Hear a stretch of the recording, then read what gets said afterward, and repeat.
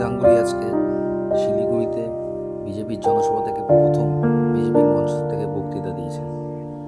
আমরা আজকের এই মঞ্চে এমন এক ব্যক্তিত্বকে পেয়েছি যাকে আমরা দূর থেকে দেখেই অভ্যস্ত ছিলাম। আমরা যার অনেক ঐতিহাসিক বিচার দেখেছি, যার রায়ে সমুদ্র হিমাচল নড়ে উঠেছে,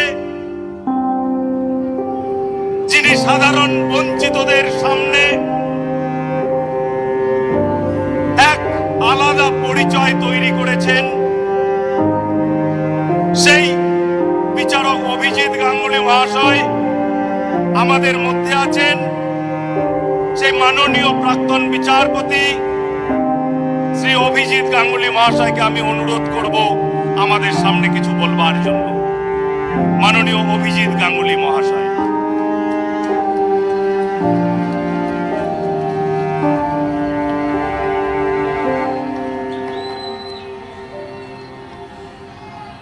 মঞ্চে উপস্থিত বরিষ্ঠ নেতা নেত্রী এবং সংসদ এবং বিধানসভার সদস্যগণ, আমি সদ্য বিজেপিতে একজন কর্মী হিসেবে যোগ দিয়েছি, কিন্তু কিছু কথা আমার বলার আছে আপনাদেরকে। সরাসরি সেই প্রসঙ্গেই যাব। আপনারা এবং আমি এবং আরো সকলেই এখানে উপস্থিত যারা আছেন, একটা রাজ্যে বাস করি যার ক্ষমতায় আসীন একটি দল, তার নাম আমি মুখেও আনতে চাই না, কারণ এই দলটি সম্পূর্ণ দুর্বৃত্ত দ্বারা গঠিত। আমি যখন বিভিন্ন মামলা শুনছিলাম বিচারপতি হিসেবে, তখন আমার চোখে ধরা পড়েছিল সে কি ভয়ানক দুর্নীতি, যা আপনারা ধরে না দিলে, পরিষ্কার বুঝিয়ে না দিলে বুঝতেও পারবেন না। ফল কি হচ্ছে সেই দুর্নীতির আজও, যে বহু চাকরি প্রার্থী যারা অনেক বেশি নম্বর অর্জন করেছেন চাকরির পরীক্ষায়, তাদের চাকরি দেওয়া হয়নি। তাহলে কাদের দেওয়া হলো? দেয়া হয়েছে যারা অনেক কম নম্বর পেয়ে বেশ কিছু টাকা দিয়ে চাকরিটা কিনেছেন তাদের। ফলে এই যে দুর্বৃত্তরা, তারা নিজেদের পকেটে টাকা ঢুকিয়েছে, নিজেদের দৌরাত্মে পশ্চিমবঙ্গের শিক্ষা ব্যবস্থাকে শেষ করে দেওয়ার রাস্তায় হেঁটেছে এবং হাঁটছে। আর তারপরে আসে খাদ্য দুর্নীতি। আমাদের তিনটে প্রধান চাহিদা থাকে: খাদ্য, বস্ত্র এবং বাসস্থান। তা আপনারা জানেন। খাদ্য দুর্নীতিতে তাদের মন্ত্রী, খাদ্যমন্ত্রী জেলে আছেন, তিনি তার বাড়িতে আর থাকতে পারেন না। শিক্ষার দুর্নীতিতে শিক্ষামন্ত্রী জেলে আছেন, তিনি তার বাড়িতে নেই।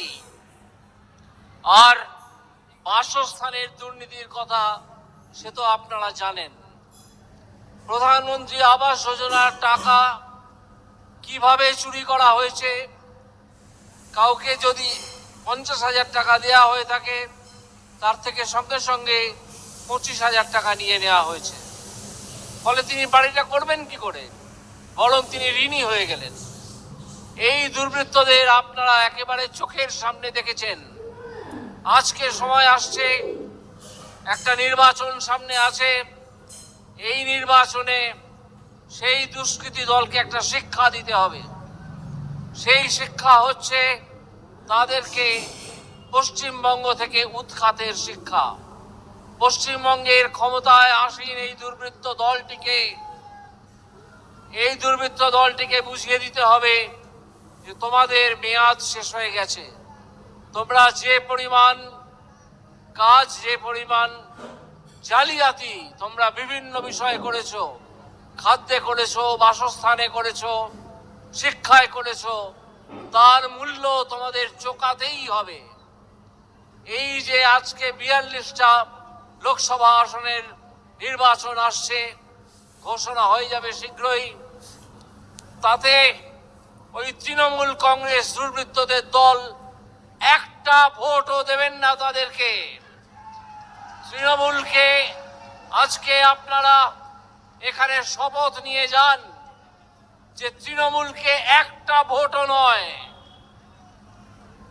আমাদেরকে 42টা আসনই দখল করতে হবে, যাতে তৃণমূল পশ্চিমবঙ্গ থেকে মুছে যায়।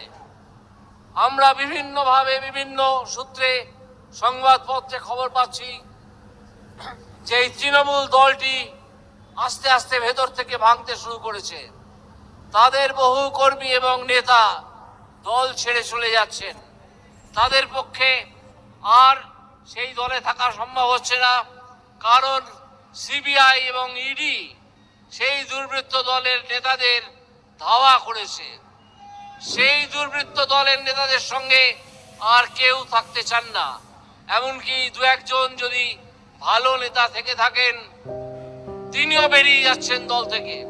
এই দলটির সঙ্গে থাকা যায় না বলে সম্পূর্ণ দুর্বৃত্ত পরিবৃত একটি দল, তাকে এই আসন্ন লোকসভা নির্বাচনে আমি আপনাদেরকে আহ্বান জানাবো একটা শপথ নেওয়ার জন্যে।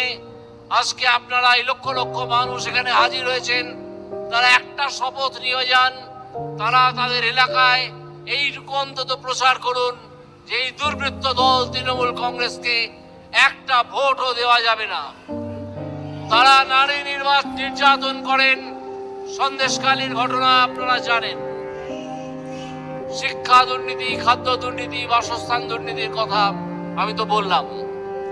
এই তৃণমূল কংগ্রেসকে একটা ভোটও নয়, এই শপথ আমাদের নিতেই হবে, যাতে 2026 সালের বিধানসভা নির্বাচনে তাদের বিদায়ের পথটা দেখিয়ে দেওয়া যায় যে তোমরা এই পথ দিয়ে অনেক দৌরাত্ম্য করেছো, অনেক চুরি জচ্চুরি ছেঁচড়ামি করেছো, এবার এসো। তাই সেই জন্যে এই লোকসভা নির্বাচন থেকেই তার উদ্যোগ নিতে হবে।